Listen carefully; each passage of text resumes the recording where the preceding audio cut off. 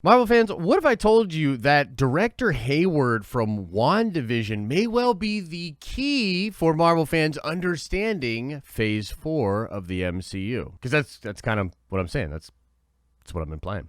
Let's break it down.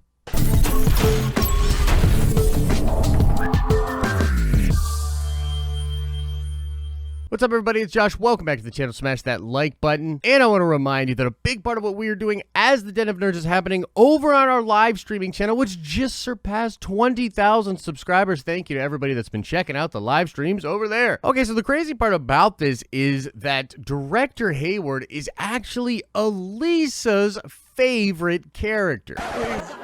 Okay, but in all seriousness, this guy is pretty much one of the most hated characters on the show. He's really struck that very cool note of you love to hate him kind of a character. And honestly, for me, something seemed off about this guy from the very beginning. And ever since his introduction, he's done nothing but be more douchey and more shady as the episodes have gone on. However, it was not until the most recent episodes of WandaVision episode 5 and WandaVision episode 6 that I began to realize that Hayward may be more than just your average douchey villain that everyone loves to hate. He may well be a central character moving forward in the Marvel Cinematic Universe and a very important character for fans to understand what Phase 4 is going to be like. I dare say he is the key to fans understanding a very important aspect of the MCU in Phase 4. In recent episodes of WandaVision, we have learned that Hayward has been peeking inside the Hex and was not telling any of his fellow SWORD agents during the briefings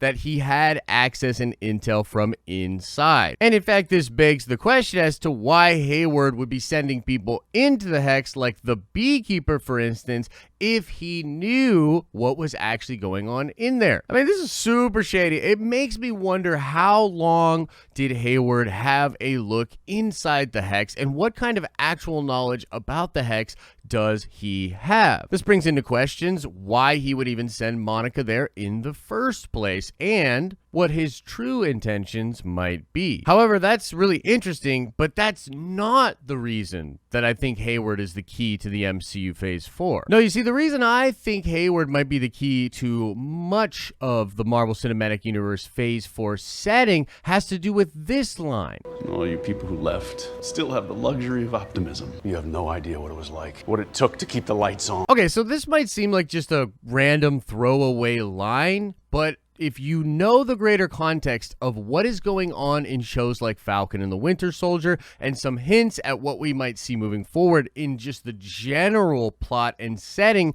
of the Marvel Cinematic Universe, you'll begin to understand why this line to me was so important for the show. It highlights the hyper-militaristic state of Earth. Paranoia and fear are at the center of powerful people all over the globe, including in military organizations like SWORD. I mean, think about the way that Hayward is talking about Wanda, calling her a terrorist, calling her a threat, wanting to use weapons on her. And again, this whole idea of fear and paranoia and governments wanting to become more militant to try to make people feel safe is a theme that we know will be carried over into Falcon and the Winter Soldier. Part of the plot that will happen in that show revolves around the idea of the Captain America, I guess, persona being an important thing. There needs to be a new Captain America after Steve Rogers is, called MIA or KIA or whatever they end up doing with him in the actual MCU. We know he goes to a different timeline,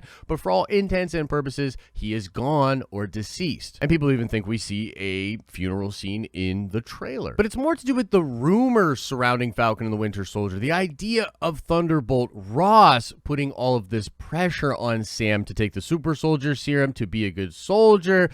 This is the guy that did have the Sokovia Accords, wanting oversight on the super powered people. And we can imagine that just like Hayward, after the events of the blip, Ross is just going to be even extra hell-bent on getting super-powered people, on hyper-militarizing, on making people feel safe, and his version of that looks a lot like an authoritarian, military, dark kind of a world. And another interesting aspect to this is the fact that Secret Invasion is heavily rumored to be a big plot point for Captain Marvel 2 and for the MCU in general, and that the Secret Invasion Disney Plus show with Nick Fury is likely going to involve the organization of SWORD and a lot of key players that we see in the WandaVision show, including Monica Rambeau and quite possibly even Hayward. And this dark, just paranoid state of affairs on planet Earth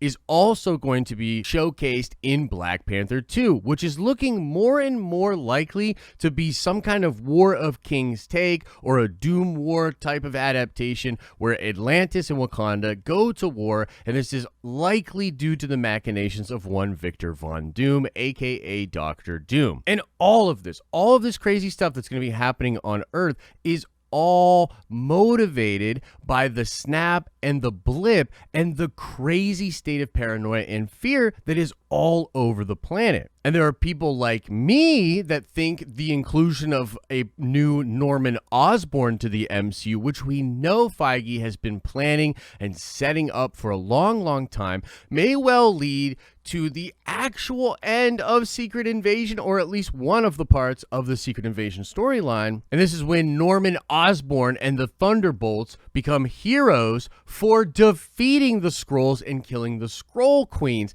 And we know that Falcon and the Winter Soldier in the MCU are currently setting up the Thunderbolts as well. And so all of these little setups, all of these dominoes that may well lead to Dark Avengers and make me just incredibly happy, but at the very least lead to the crazy status quo for the Avengers in the MCU in the year where Quantumania, Black Panther 2, and Captain Marvel 2 come out. But importantly, it all goes back to Hayward and the discussions he is having with the Monica Rambeau character and the juxtaposition of her character going away and coming back and his character having been there for a long time and obviously being a much darker version than, Monica remembers. Now, one last aspect that actually adds just a crystallization of all of this is Vision, because Hayward was hiding the fact that Wanda came and got Vision's body. And there's a lot of rumors and some leakage out there that suggests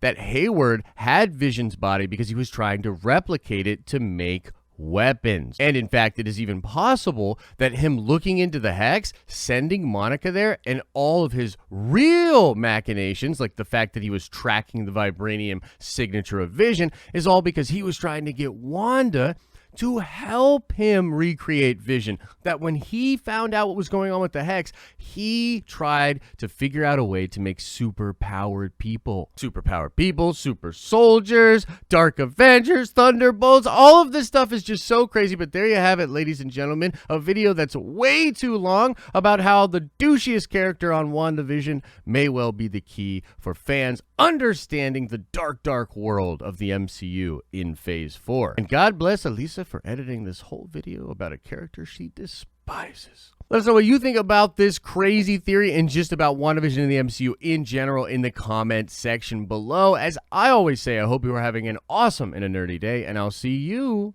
in the next video.